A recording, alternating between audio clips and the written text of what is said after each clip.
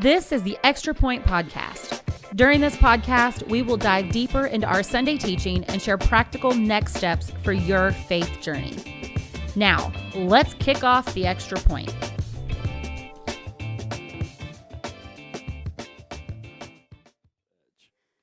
Hey, welcome to the Extra Point Podcast here with Southridge Church. My name is Anna. I'm the youth pastor. This is Scott. He is our lead pastor. And this series that we are in is called Silent but Deadly. We're talking about the sins in our life that seem typical and normal and accepted, but they're actually killing us spiritually every time we're a part of them. And so this past week, we looked at the sin of envy and the power that envy can have in totally destroying our life and taking it completely off track, leading to sin and destruction every time we engage with it.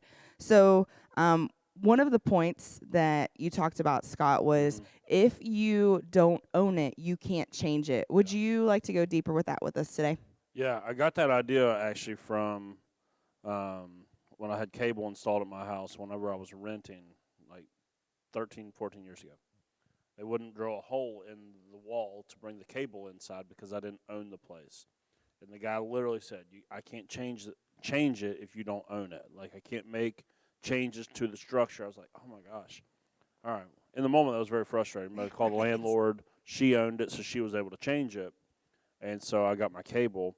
But then I was doing a series that year, and we were talking about feelings and emotions and all this, and that's where that kind of came from. And then I was thinking, even in regards to all this silent but deadly stuff, I'm like, a lot of this is like we have different names for all of this stuff. Right.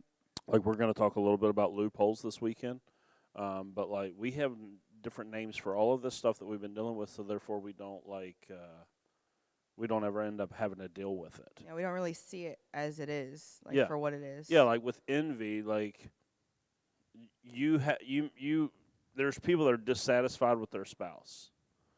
And that's what they call it. It's, I'm dissatisfied. But why are you dissatisfied with your spouse?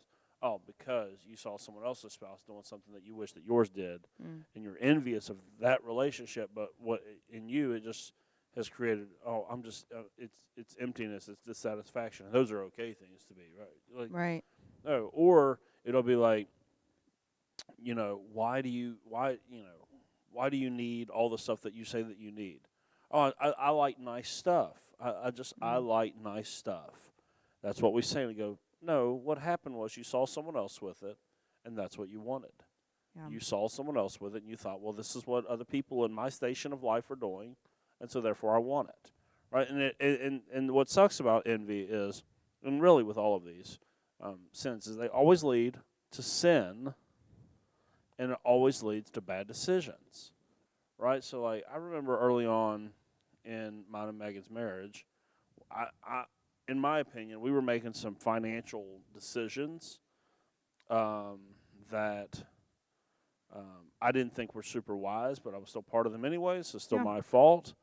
But a lot of that came from we were looking at where other people were at, and we wanted to do that. Especially and it was people that were like way further on in life than us, like parents, Right. like our parents, like our parents, and so we wanted to try to keep up. Well, they owned a home, and they have this car, and then yada yada, and it's like rather than trying to do the hard work, we let envy drive us to bad decisions. It happens all the time, and then there's people that I know that their envy has led them into outright sin. Like anytime anytime there's gossip going on, I will guarantee you there's envy somewhere going on in the hearts of those people. Yeah. Like the only reason why is it that you're dragging that person through the mud? Because you wish that you had what they had. You wished that you were what they were. You wished that your kids were as talented as their kids, or whatever it is. When there is gossip, when there is talking behind someone's back, it is driven by envy, because in our brains we think that if we can bring someone low enough, then that automatically makes us better than them. And so that's just like the age-old trick of how we try to bring people down to our levels by talking about them, and that's always driven by envy. So like envy always leads to these two really bad things, but what happens is we call it something else. Yeah. And so we go like, oh, no, it's not that, it's this. The problem with that is that if you never get around to saying, no, it is envy, I struggle with wanting what other people have, then you have nothing to work on. You have nothing to fix if you won't do that. You cannot change what you continue to call something else. You can't fix that, right? Last week when we were talking about hate, it was like I had to be really upfront with people on it because we have this tendency to go, no. I strongly dislike them. Mm-hmm. Well, what does that mm-hmm. mean? Mm-hmm. Would you be upset if something good happened to them? Yes. That means you hate them. Yeah. You just don't want to say hate because you know what the scriptures say about it, but you'll call it a strong dislike, or you'll go, they're just not my people. They're not my people. And that's fine if people aren't your people, but if what you really mean is that if that person gets that promotion at work, I'm going to lose my mind and you can't genuinely be happy for them, then that's hate. You hate that person if you can't celebrate when good things happen to them. That's the same thing with envy. We don't celebrate good things happening to other people when we're envious because it didn't happen to us. When you get free of all of that stuff, like people can actually have great things happen to them, and you can be genuinely happy for them. Like you don't have to fake it, which is what most people do. Yeah, right. Like we have to fake this happiness. Oh, I'm so glad you got that. I'm so glad, so good to hear things are going great for you. No, it's all fake because we're all tied up inside with all of these internal things, and we can't genuinely go, you know what? I'm so happy for you that you found this or you got this or this happening. So it robs us of even being able to be genuinely happy for other people when we don't deal with this stuff. Yeah. I love, even that term, genuine. I think that's what this is leading towards is the answer to this is contentment, a genuine contentment. And that comes from Christ, a genuine contentment in Jesus and the gift that he offers us, what he's offering us, the things that God has created for us, and finding contentment in that and not in all the other things. And this is just maybe something that I think of is if we are finding our contentment in Jesus solely, is there a place where we can go where we almost become so discontent with everything else? So discontent with family, with friends, with other, is there a place where we can get that's almost the opposite side of the spectrum, potentially just as dangerous because we're removing ourselves from finding contentment in everything else and only in Christ? I don't think that's the answer either. No, this pendulum swings as with any issue that we'll ever talk about. This pendulum swings both ways, really, really far, and extremes. I wish that we could get people in our current culture and society to understand this. Extremes are very rarely ever helpful or healthy. Yeah. And so you can swing all the way to the one side of envy where you got to just have everything no matter the cost. You can also swing all the way to the other side to where you denounce everything and you live this weird, and you were setting me up because I can't say this word, asceticism, but I think that was it, asceticism. I think that was it. Nailed it. You can swing all the way to this side, and it goes, well, that's not the answer either. Yeah. Right? That's not the answer. In fact, I'm going to talk a little bit about this weekend. So this will be a little bit of a foreshadowing. Sure. But we're talking about lust this weekend. And a lot of people's, the way that they deal with lust is to try to fully remove themselves from any possible situation where they could ever experience lust. There's tiny bits of wisdom in that. Yeah.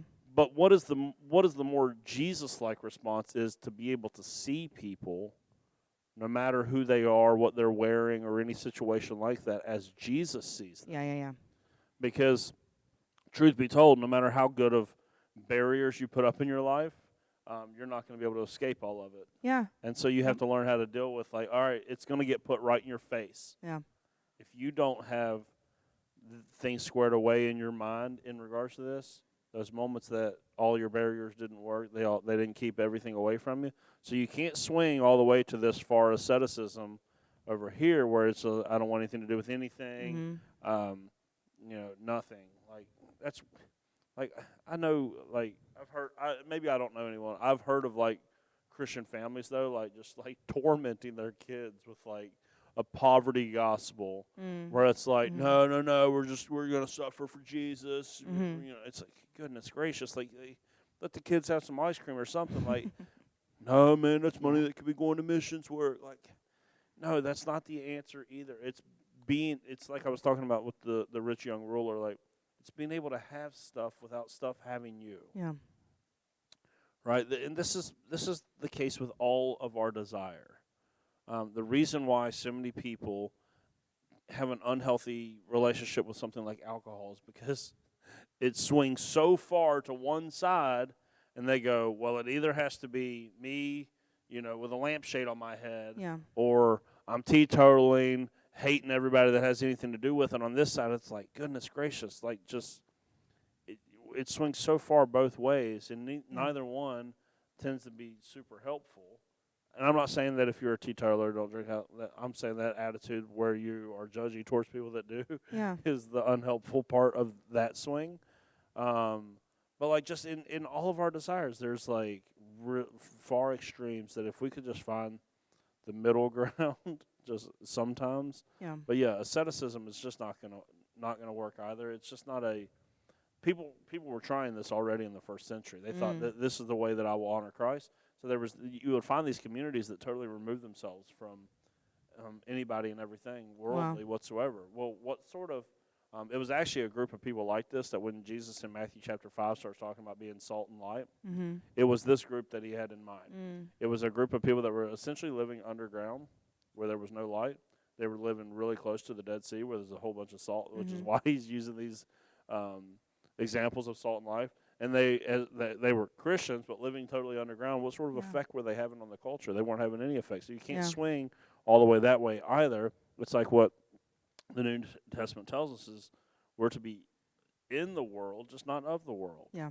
And so it's not just a putting up barriers, to where nothing can get into my little Christian bubble, or because that's not healthy. That's not healthy, like, for you to not be able to just, there's things in life that find a healthy way to deal with them rather than just try to completely keep them at bay. Yeah. Right? Like, when we talk about lust this weekend, the answer is not only, well, when a woman walks into the room, I just put my head down to the ground and. Right. No, that's disrespectful. That's the daughter of God that, like, you should honor and respect her. Same thing, women to men. Like, you can't just like, oh, well, I just don't talk to any women whatsoever. Why? Like, why? Well, because, it's an area of struggle for me. Well, then let's clean up the area of struggle so that way you can treat people like humans. Yeah. Like, you can't, like, yes, I'm going to talk this weekend. Should you have restrictions on your internet? Absolutely. Yeah. Are there certain apps that you should have deleted off your phone? Absolutely. Do some of us need dumb phones instead of smartphones? Absolutely. Yeah. But that doesn't mean that the next time that you go to the swimming pool to take your kids to have a fun time, you go, well, I can't go to the swimming pool anymore. There's women in bikinis there. Yeah.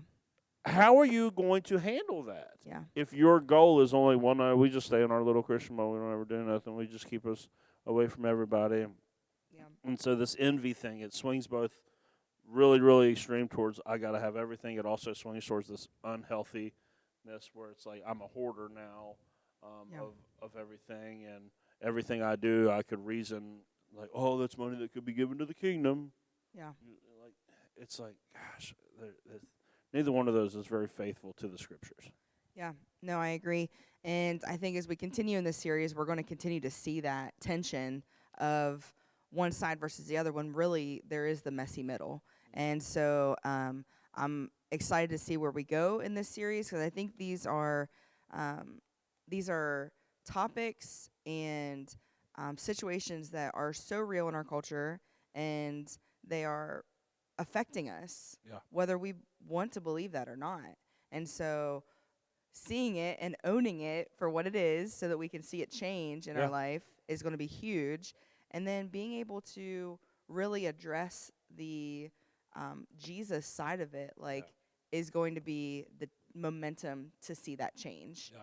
And so I'm looking forward to what's to come. Any closing thoughts before we wrap up today's episode? No, I think, I think it's pretty clear. You have to own it. You cannot keep calling it something else. Just be super honest with yourself about any of these topics. Pride, hate, envy, lust, laziness when we get there later. unforgiveness in 2 weeks. Like, just whatever it is, just call it what it is, and that way you can begin to take steps to deal with it.